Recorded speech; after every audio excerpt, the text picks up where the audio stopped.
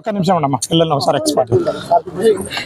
ఈ రాష్ట్రంలో పరిస్థితి ఏ రకంగా ఉందంటే గౌరవ మాజీ ముఖ్యమంత్రి వర్యులు వైఎస్ జగన్మోహన్ రెడ్డి గారి హయాంలో పరిపాలన 3 పువ్వులు 6 కాయల్లాగా ఉంటే ఈరోజు చంద్రబాబు నాయుడు గారి హయాంలో 3 రేపులు 6 మర్డర్లు అన్నట్లు పరిపాలన కొనసాగుతా ఉంది.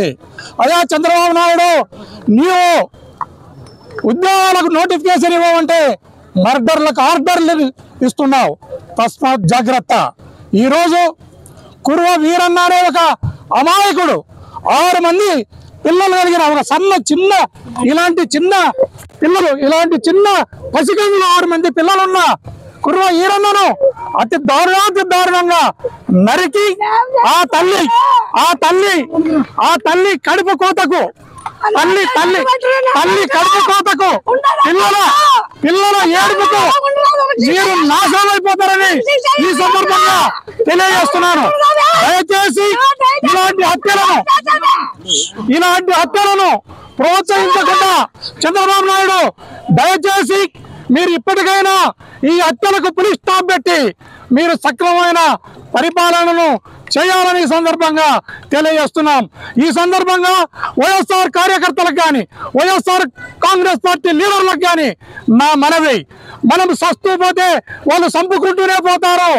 మనము అవసరమైతే మన ఆత్మరక్షణ కోసం రాయో రప్పనో కట్టెనో ఏదో ఒకటి మనకు దొరికినది చేతికి దొరికిన వారితో మన ఆత్మరక్షణ కోసం అవతల వాళ్ళని చంపడానికి కూడా మనం సిద్ధపడాల్సిన అవసరం ఎంతైనా ఉందని మన వైఎస్ఆర్ కాంగ్రెస్ పార్టీ లీడర్లకు కానీ కార్యకర్తలకు కానీ ఈ సందర్భంగా తెలియజేస్తున్నాం.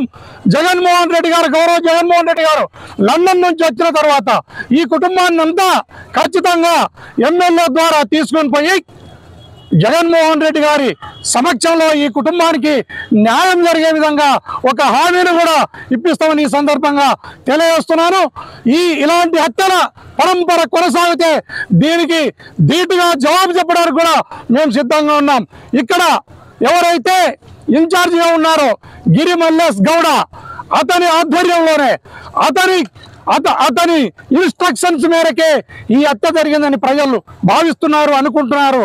అయ్యా నీకు కూడా ఇన్ఛార్జిగా ఉన్న తండ్రికి కొడుకుకు ఒక హెచ్చరిక, ఇలాంటి మర్డర్లు మరి పునరావృతం అయితే ఖచ్చితంగా కంటికి కన్ను పంటికి పన్ను అన్న నిదానంతో వైఎస్ఆర్ కాంగ్రెస్ పార్టీ కూడా ముందుకు పోతుందని ఈ సందర్భంగా తెలియజేస్తున్నాను.